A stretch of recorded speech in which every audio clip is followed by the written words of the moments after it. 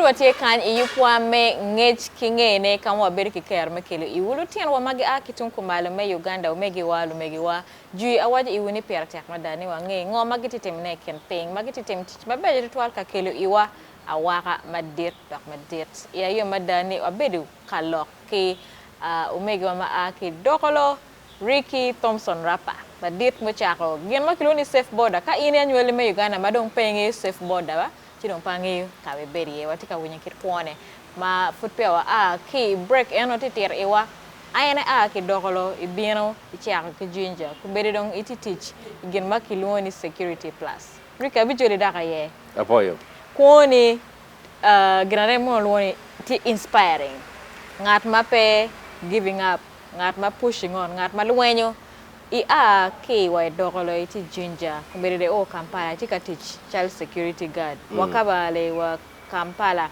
ento kid line mi teach wen wati ner ko teach maleng ngat ma mera lokati lokada so iti kabale ko mogo winye ken ping ine wachi ni doto warning so a cho balo 5 pager the reporting manager karama cho balo hote chwarlo IO investigation in meti choy warga kar enno en tij matimene in be peki mi chane mo anu pati anu chenne yela dia kama chenne wande wachi dot ye ala bere deployment officer so atia deploying jo ange kwena ma chenne de da mi ka in deploying jo ma re kere ka kama chenne chama ko du pera da mi gino be tina chana yara dog bambala kucha atia tunu atina ha kabale kwena rangi chara ngeni ti Europe yindi gamba chene de ga chama ko du shu so I like gina tell me your company a bad reputation as well so kono yene gam chana ne bi dor kono ki bet kamini me pe bi dor mondo do it's okay be gam la ba me penyano okay no but maybe it would have been a different story Panyang because this is what like over 15 years ago okay yeah so icho e warga enone so icho warga company making a resolution techwarlo IO investigation officer Lord bino jako following this story tajako me wa church everyone was there but then Anwa Bedo IO deployment officer so churcha literally had been writing for months a book kele muro ne me almighty yeah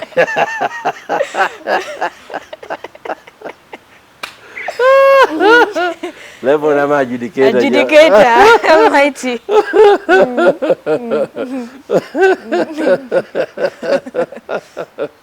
okay so good lemon na here then kopja jota pinning ana horangeni I became the prime suspect so immediately jota summoning me putting me on transfer med Hokoi headquarters for a disciplinary hearing at Bino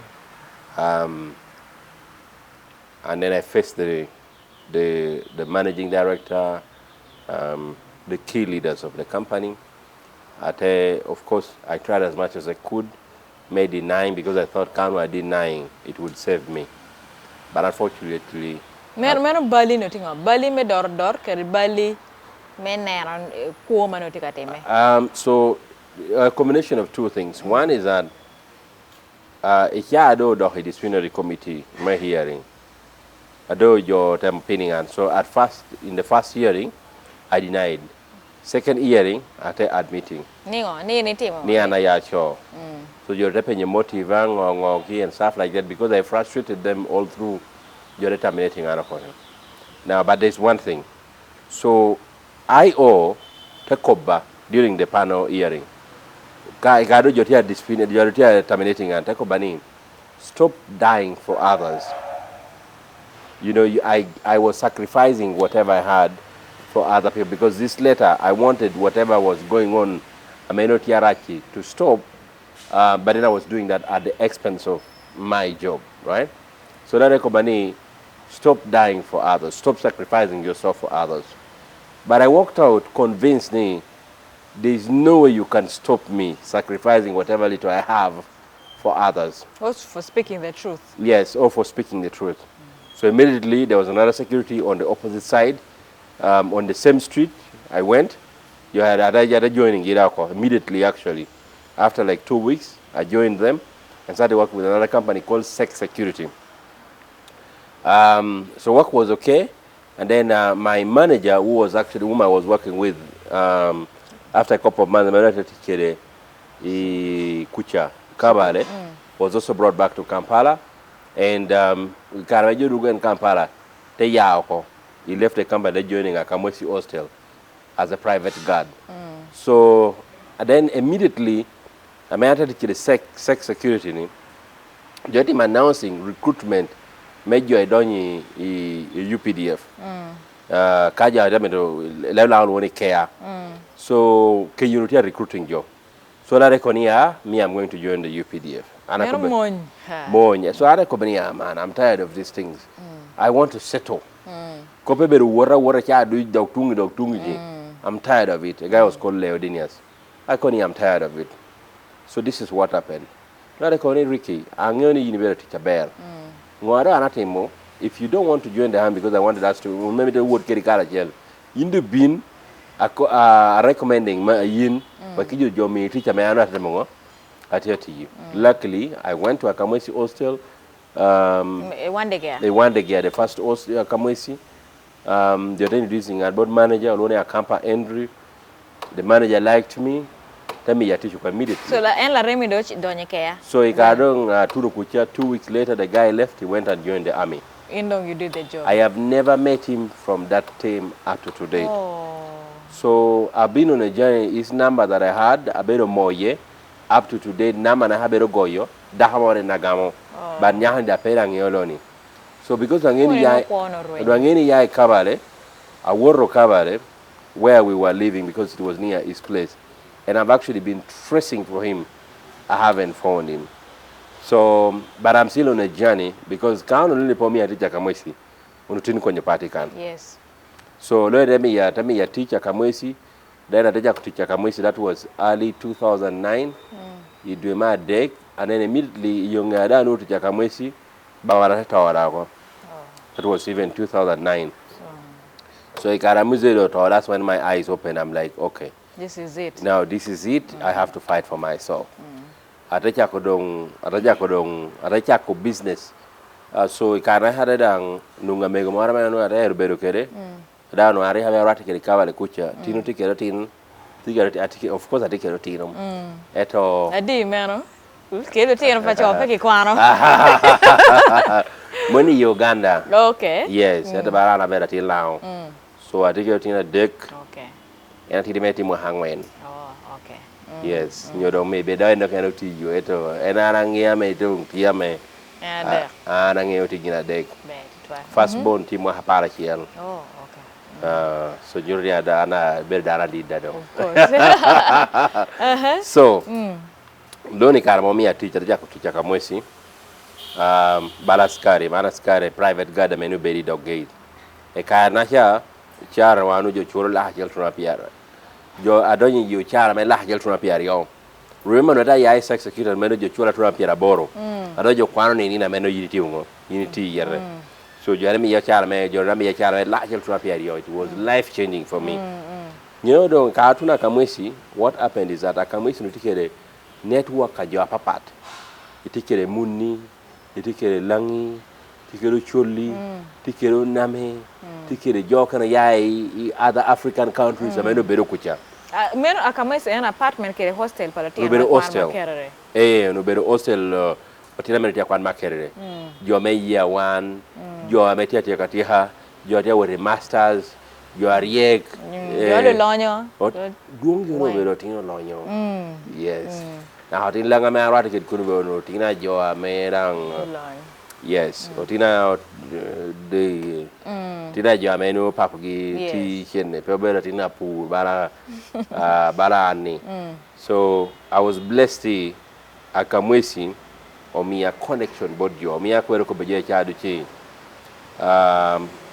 pastor moni mo tetu jiri tay ko no le wunba woni mi rewono kopo bani teruno bagina me pira petek ero go bani pira tek ero tigina chiela do ananiang. Dare koni inero chatan kami tu timu ginara chikomi en jadan pe tinya de bini come be kom dana me yini bedo kede of course teti mugina tetu tikelo gina ngo te influence yin yo teti mugina rahi komi dore ko ni obarang tiu bara chatan kitu ena ka beti mugina be komi tiu ki ngare mone be kom dano ginne me enti ameti mi komino tetu ni komi so the concept is simple. God bless you through people. Satan also curses you through people. So then your network is your net worth. Exactly. There's also that word I'm calling show me what? Show me your friends. And I'll tell you who you are. Yes. So Akamwish were exposing and a group of Bototino Mogamenu and I couldn't get to them. Or Mia Aratakiro Wurna Mogame, I couldn't have become their friend if it wasn't because of teacher Mano Ada to you. Akamwish Balaskari could be in Kaiberaskari, no your low kedingo. It's basic as askaris and but don't appear tech to 12 you joke and a bit of askari.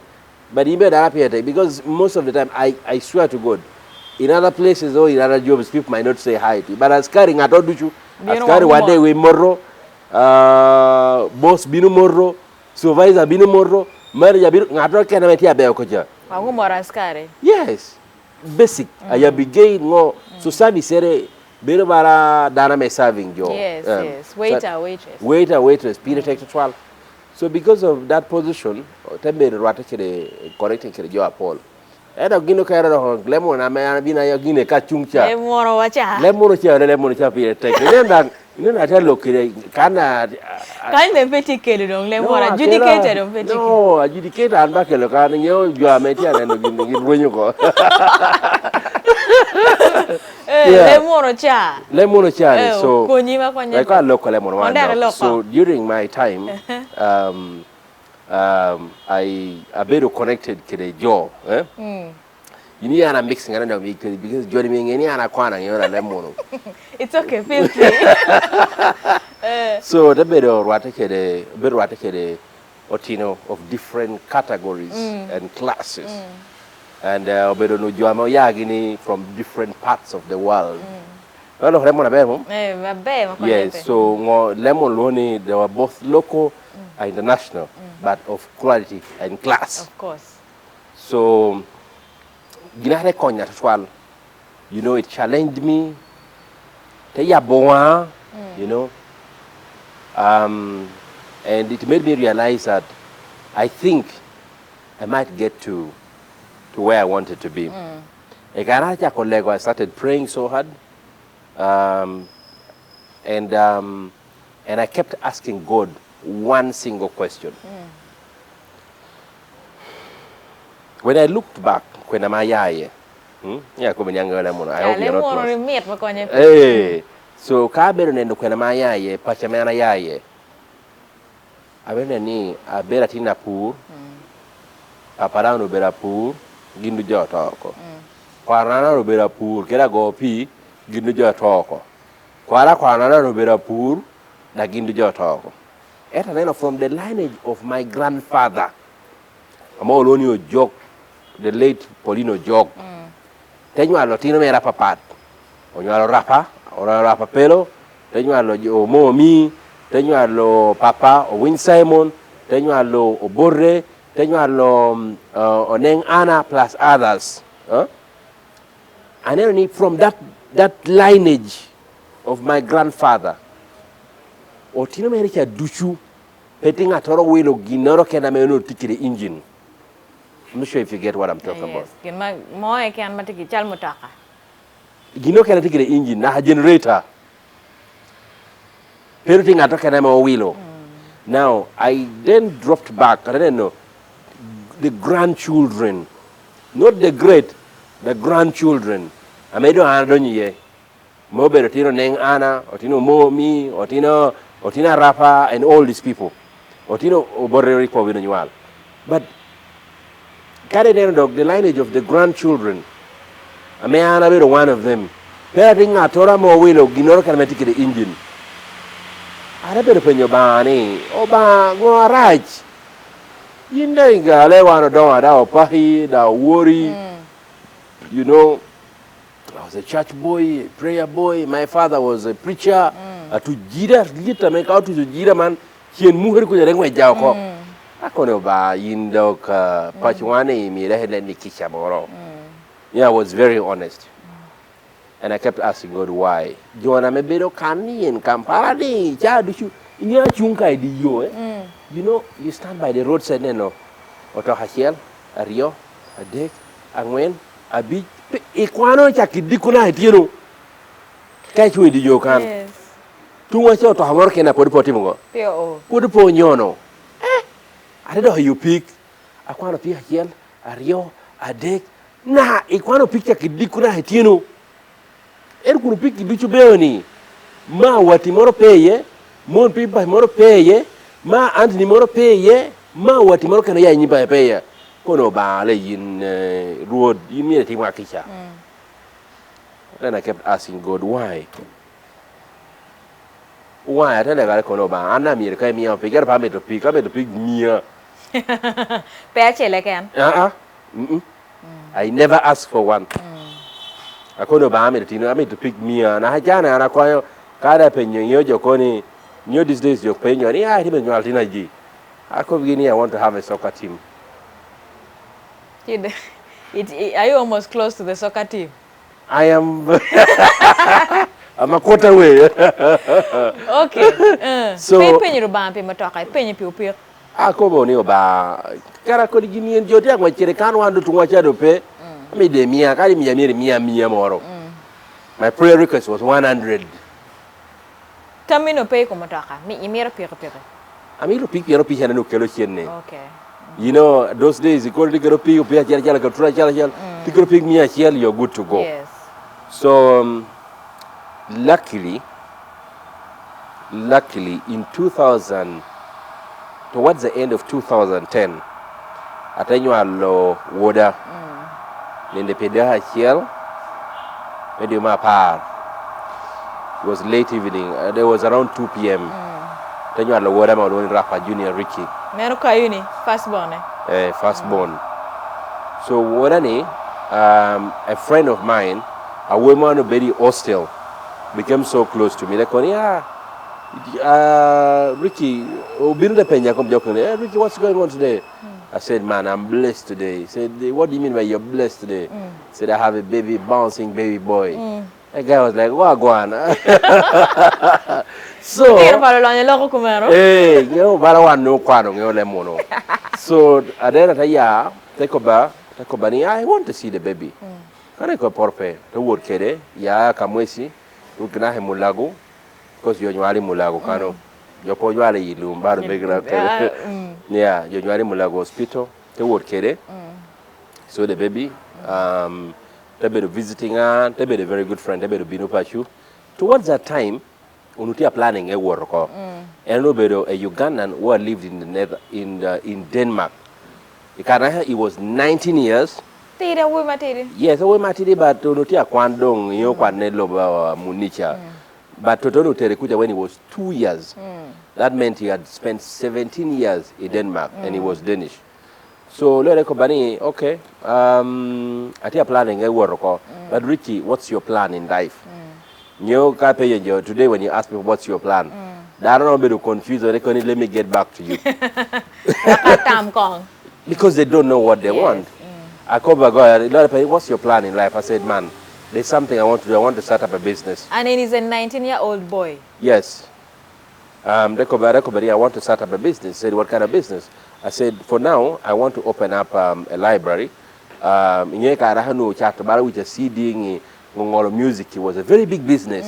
So I want to start up a library, and there was actually space next to my house. Amenity available. I want to actually put it here. So I tell you to the company, I want to put it here. The company. So Ricky, what is missing? What do you need? I said, I need a computer.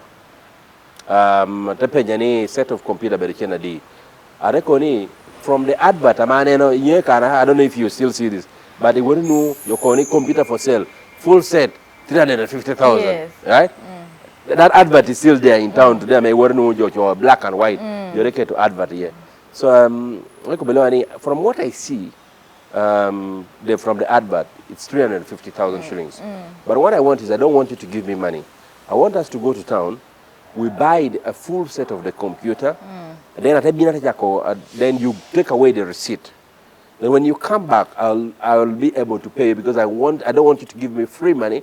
I want you to support me, give me the equipment to start my business. And when you come back, I'm to chuli.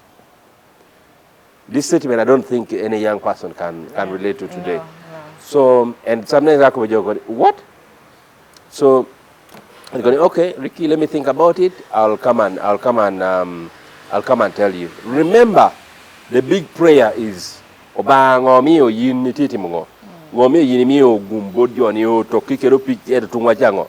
Petie. Now this is what happened. Losha after a day, they do what because we used to meet literally every day. And he used to come home. So there was also one important thing. I mean, but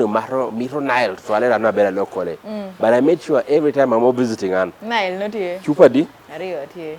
Chupario. Chupadi, and a meet from Nile, lame or Kerenian, man no Kerenian. I know, Rio can a meet here, and a jog. Learn only be Nyanya, or a miracle as well. So I make sure any Rio America can be American Chupadi, Kama Robia, the Yuma de Pelare. Now, fast forward. The following day, Lere Kobani, I'm leaving. I'm about to leave, and I'm leaving in the next maybe 1 week or 2. But then a consulting, me Romo to will full seti, Romo to will computer can culture.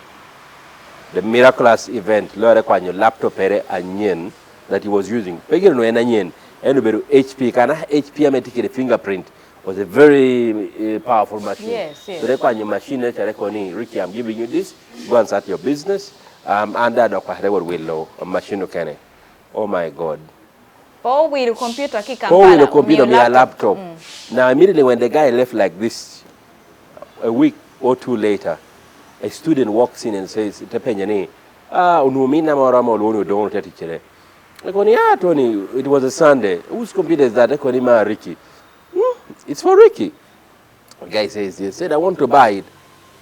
I did not advertise. The guy says, I want to. They're going to to will look. And I can $1. I go, yes. $1. I call me $1, me a D. Then the guy was like, I'm going to give you $400. I'm like, $400? No, lock actually. So I got $400 only. The guy is like, Ricky, do you know what $400 is? Are you going to give me in dollars? I said, yes. No penny what $400? No penny only te duogo, te woroho, no te woroho, te duogo, te wor room, te duogo te mi $1 miang when 400. I got mad. So I didn't know what to do with it. So there was a friend of mine, and young called about Joluni Dennis. Dennis Carano and Mexico to Hamati and Joluni Primo. The Betina ya embara yineng yo kuri jono. Ara kwa nyekene cha $400 and you learn. I think must have been not $1 million, but laha bong when it to me appear a boro we are yo something like that. Laha bong when it to me appear a boro we are yo something like that. Man, it was a bundle of money, kitty. I became very suspicious of everyone. For the first time, I knew everyone became a suspect. Like I'm going to. Laptop. Yeah. So I tell you, when it's not here, my hand could not get out of the pocket. Remember, this was too much money. Yes. I tell you, I cannot young teach the word pursue. But would do perhaps I work your because me I eat board and work past your I went home. I do not pursue. I did not sleep that night. I buruk the chin the chowna, Menatia Makamahakiti. So I reckon Madame Connie man and I knew chimney and power will the computer. Pack of business. They call you what you want. Will the Boda. A car, I think a side business. I'm on my chat to juice, vanilla water, vanilla juice. So I reckon Madame Connie and do party. I would will pick a dog. I would cut it the following day, Monday. I had the money. A dog can change out. Well, I can. Because now I don't trusting. I talk to the change. I don't go cut it. Kidding. I just could be your body. I want to buy a bag. I could be your. Near one. I damn it will pick. Mero pick no chilling a day. Adamo pika menu cho mano pika menu tiuni. Second hand.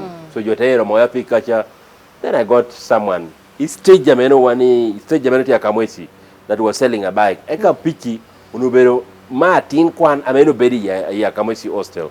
Mera edong ka kama story mesef Boda dong chaka ye. Enta mer kong dok wa yue matidi kawa dugdung wa nen nu wa win kira story eno bu chaka dok bo bete kere. Wa chefur kan ki Ricky Thompson Rapa la ten wa ma a kitong kumal me ganda. Mer kong wa chat wa yue matidi adok wa dugdung wa win. Kita lock eno new story eno bu chaka kere.